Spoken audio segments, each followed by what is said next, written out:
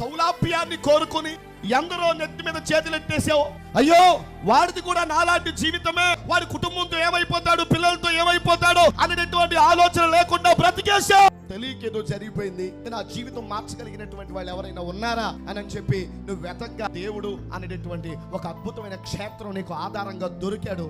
ఆ దొరికినటువంటి క్షేత్రాన్ని ఆధారంగా చేసుకుని నీ జీవితాన్ని ప్రారంభించావు. ప్రారంభించిన తర్వాత కూడా దేవుడి దగ్గరికి రాకముందు ఎలా ఉన్నావో, ఎలా ఆలోచించావో, ఎలా బ్రతికావో, అదే ఆలోచన, అదే బ్రతుకు, అదే తీరు, అదే పద్ధతి, అదే వైఖరితో బ్రతికితే ఏ విధంగా విలువ చేకూర్చబడుతుందో ఒకసారి ఆలోచించు. నన్ను బాగు చేయి అని నువ్వు చెప్పినప్పుడు నీ బాగును గురించిన అంశాన్ని నువ్వు దేవుడి చేతికి అప్పచెప్పాలిగా. నీ ఆలోచన నీకు మంచి చెయ్యకేగా నువ్వు దేవుని దగ్గరికి వచ్చావు.